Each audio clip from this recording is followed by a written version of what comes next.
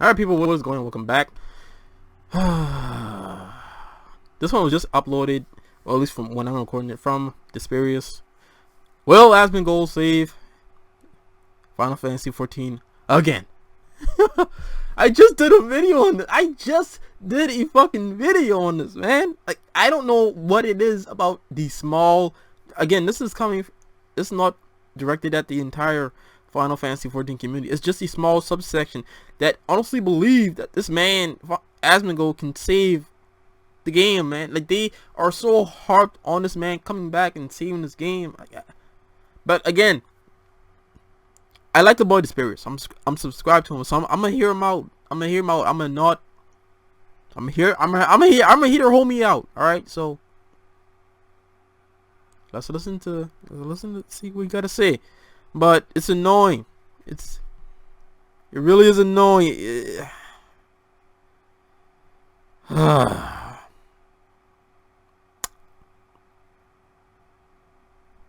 Let's go.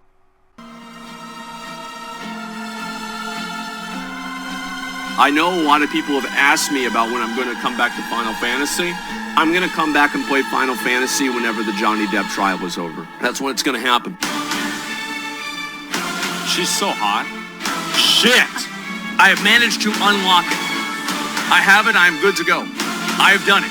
Why does anyone care what this fat, bald, superficial, insecure, hair plug fatty thinks? I have to sit here and fucking have to listen to all you and all your bullshit. That's true. And as soon as I decide I don't want this fuckface in my chat anymore, now I'm the bad guy because I've taken control of who I want in my stream and who I don't. Oh, also something real quick about Pyromancer. Listen, Pyromancer was popping the fuck off. That's a whole nother video. I don't even know if I'm going to cover that because like a lot of time has passed and I don't really want to go delve. I don't really want to dive really into that because that was ugh. But I came in I remember coming in at the end of that screaming. He was just yelling at chat and that was just, oh man,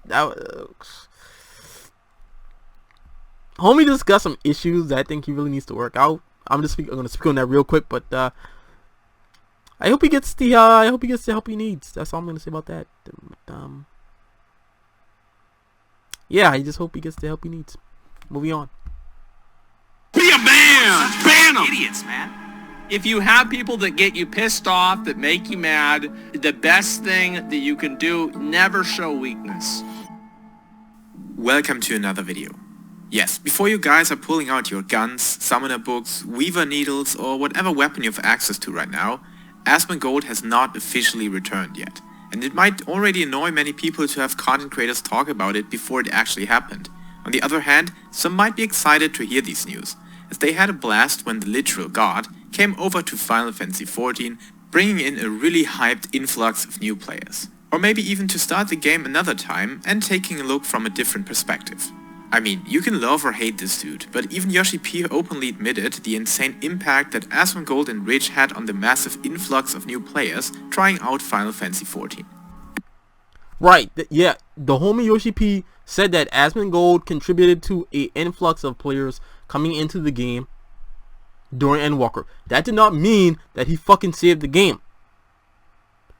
Yoshi-P and the devs saved Final Fantasy XIV when they redid A Realm Reborn, when they did Heaven's Ward, when they did Shadowburn. They put in the actual work by giving us good content, by fixing the actual game. The devs, Yoshi-P, the people behind the scenes. Yes, you have people who marketed the game well, and you know, screamers and everything. Yes, they contributed. It's all these things work in tandem. It's not just one man who no one man can save a fucking video game. Yes, Asmongold has a lot of viewers and a big influence, but he cannot save one game. And it's weird. It's so weird how a lot of people view it, and I just wish that I just stopped seeing it that way. That's why I'm saying. That's why I said in my last video, it's not the entire 14 community. It's just a small subsection that sees it this way, and it's like are you guys telling me that this game was failing before Asmongold popped into the scene? Like, were we not talking about, hey, try out the critically acclaimed Final Fantasy XIV? You know, you can play it the free trial up to level 60 with the Realm Reborn and Heaven's Word and all that. Are you guys telling me that shit wasn't out there before Asmongold? Like, come on, man. Like, I don't know. Let's continue.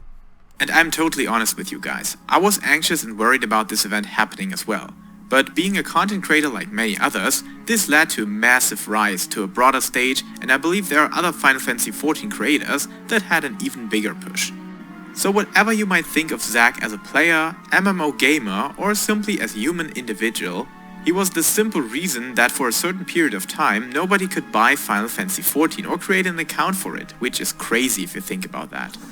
So even if it might just be hearsay, it makes sense for him to come back now, with a WoW expansion on the horizon and many other big games that came out at the start of this year that have decreased in popularity significantly now. Which means it is a very good time for him to finish Stormblood, Shadowbringers and Endwalker. But why should Asmongold be considered the savior of Eorzea or Final Fantasy XIV in general? The first reason being kinda obvious. We are expecting a big content drought until August, where supposedly the new Savage raid tier will be released. Yes, there's lots of stuff coming out, like relic weapons and hopefully armor, but as we haven't seen any announcements or mentions into that direction, it might take a while and could get delayed past the usual release schedule. So, having a big personality like Asmongold join Etheris will be mostly beneficial for the game to keep its audience and by attracting some new players. However, there are two more aspects that I believe can be so. I think what a lot of people also misunderstood about this whole situation is that, yeah, even if Asmongold, well, see, the thing about this is, if a content creator comes into a game, like the game itself, I think they're missing the fact is that the game itself has to be good. Like, this goes back into what I'm saying is that only Final Fantasy XIV can save Final Fantasy XIV. Yes, a streamer can market to a game, but the game itself has to retain the fans. Like, the game has to be good, whereas, okay, it has to keep the retention. Because if Asmongold plays Final Fantasy XIV and brings in people who sign up for it, the game has, and people pay subscriptions or whatnot, the game has to be good to whereas it keeps people paying the subscriptions, keeps the retention, keeps people interested in it. So, so if people are following Asmon through his journey in Final Fantasy XIV, like how he did last year, and when he stopped playing, people are going to see that and say, hey, he's not playing this anymore. I want to still keep playing it because, I like the game. I don't really care what Asmon is going to do. He's marketing, let's just say, for instance, Lost Ark. I don't really feel like playing Lost Ark. I like Final Fantasy XIV for right now. Final Fantasy XIV is going to have to stand on its own merits. If that's the thing that I think a lot of people are missing, if the game itself isn't holding the fans, then the people are just gonna follow more so the content creator than the actual game. See what I'm saying? So I think it's more so about the game than the actual content creator. I think it's more so how the actual devs and the marketing team market the game. Excuse me. Solved better by a personality like Asmon, who has such a wide range of audience and impact even on gamer communities that don't even know that they're affected. In my opinion, one of the biggest problems of Final Fantasy XIV is that even though it could be just a very small portion of players, it is a very loud one, and one that seems to catch the attention of Yoshi-P. Those people are constantly gatekeeping against many new players that want to fall in love with Final Fantasy XIV as well. So much so that they are getting even more toxic than those people they fear, and often resort to hate speech and threats to content creators, streamers, or basically all other players. And believe it or not, these are just not the usual weirdos besetting literally every streamer and being weird and stupid inside of big discussions and rants. No, These are legitimate panic mongers that emit serious fear of everything that can possibly change their game into a direction they're either not used to or they decline out of bad experiences in their gamer history, like when they came from WoW for example. And don't get me wrong, they're sometimes right. It is a logical process that with every wave of people coming into a community, there will be assholes among them, and not even in a small number.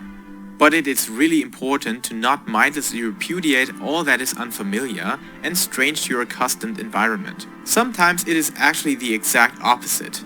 Good change and progress can be achieved much more frequently when someone takes a look into the subject from a totally different view than we do, as we are bound to subjectivity, emotions, and the composition of our memories. Just ask some veteran players. Damn yes, Heavensward was so good, the combat system stood out so much and complexity was enforced by bosses and your job. However, the changes in Stormblood and Shadowbringers were still a logical consecution of leading the game into its future. And sometimes it's nothing more than just good memories that make these times look much better.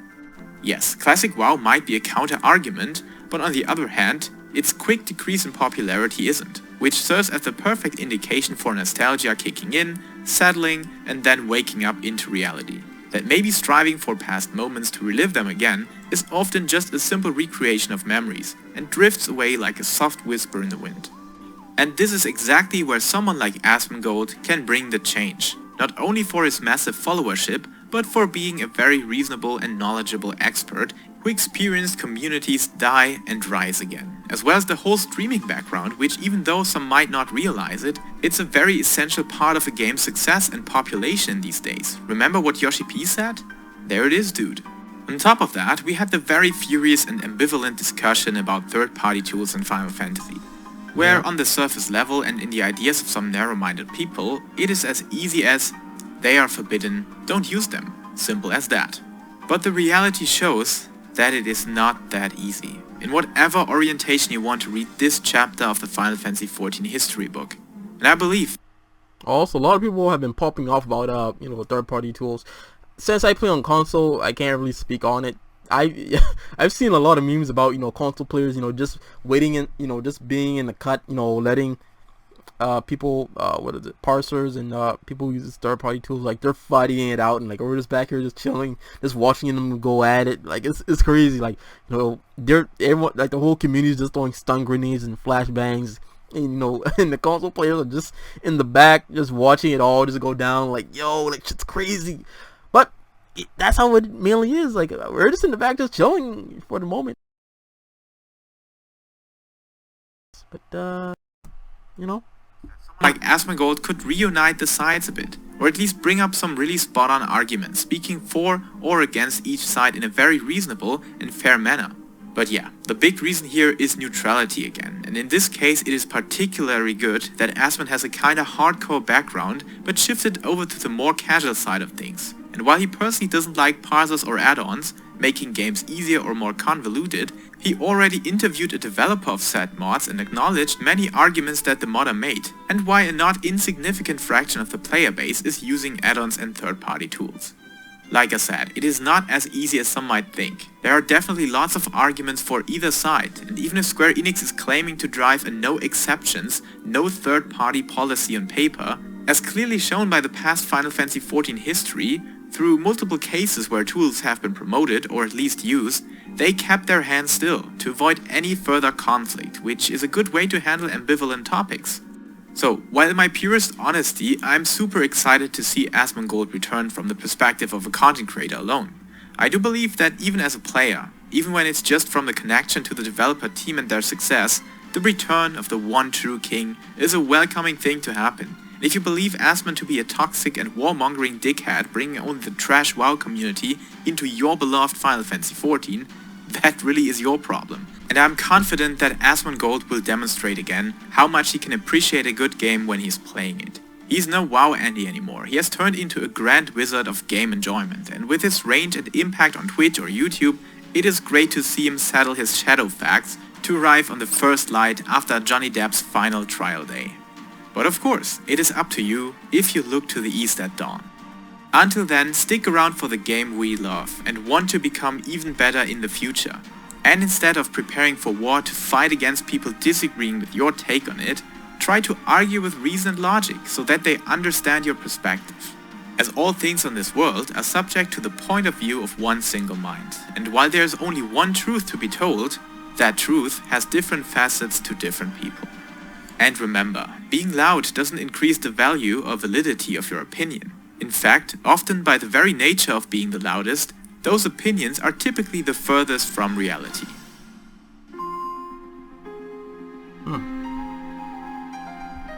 Interesting take. Well, there you have it. Oh, God. Well, I mean, again, yeah, it would be cool. It would be cool if Asmongold ever returned to 14. Again, I honestly don't care if he does. It would be cool if he did. But, you know, I'm not hoping on it. I'm not praying on it. Again, I experienced the entirety of, you know, the MSQ. It was fantastic. But again, I'm not, you know, hoping and praying that this man comes back, because again, I believe that Final Fantasy XIV can stand on its own merits with its characters and story, with its lore, with its fantastic dev team, with all these things combined. And like I said in my other video, I believe we have a good enough, you know, pool of content creators who can do the job of marketing the game, selling the game, you know, to a variety of people to bring in those other pair of eyes. Now, whether Asmongold comes back or not, it's up to him. It's up to him. I don't think we necessarily need him. But like what Yoshi-P said, he thanked them for bringing new eyes. Cool. Now, I will say,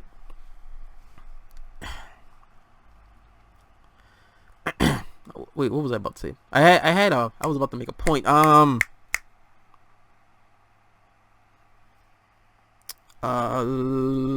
was about to make a point here.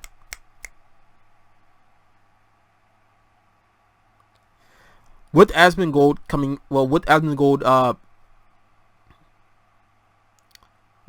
actually playing 14, I honestly think that, okay, with someone who has a big reach like him, with the big, you know, with the big following that he does. Again, this goes back to what I was saying with the game actually having to be good. Asmongold boots up Final Fantasy XIV. He plays the game. People see that he's playing Final Fantasy XIV. They try out the game. Okay, some time goes on. He leaves and he plays another game. The followers that saw him playing Final Fantasy XIV, they see that, hey, he's playing another game. They have a decision to make. Do they, his followers, follow him and play the other game that he's playing, or do they stick with Final Fantasy XIV? They got two options. Again, this is what I was saying with Final Fantasy XIV has to stand on its own merits, on its own 2 feet. With its content, with its characters, with its lore, with its story, with everything, with its dev team, with them being transparent and actually caring about their community. Now, yes, Asmongold led them. Asmongold, he funneled his followers to Final Fantasy XIV. But again, Final Fantasy XIV had to do the work and actually retain those fans that Asmongold brought in. These two things have to work together. Like these, like it's like a machine. It's like a working machine. These two things have to exist. So if Asmongold leaves when Asmongold left Final Fantasy XIV, wouldn't you think that, hey, a large majority of his fans would have to leave and follow him to the next game that he was playing?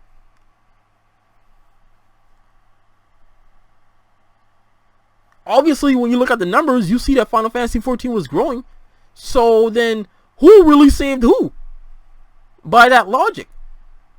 Did Asmongold save Final Fantasy XIV, or did Final Fantasy XIV save itself with everything that it's doing, with its story, with its content, with its lore, with its characters? I mean, yeah, you could. Yes, I agree. Asmongold helped, but at the end of the day, Final Fantasy XIV had to put in work. And I just wish that that these fucking Final Fantasy 14 content creators just got their heads out of their ass and just see that, man. But I don't know, man. Just there's weird, man. I don't know. I don't know. I actually think some of these 14 creators are actually enthralled, man. Asmongold might actually be some kind of pro, and they're just enthralled. It could be. It would actually make a lot of sense. It would make a lot of fucking sense. So hey, but guys, that's all I got for you. Again, I can give Asmongold his credit. I can say, hey, yeah, he bought a lot of new eyes. But again, 14 had to actually keep those eyes on the game. So, take care. Bye-bye.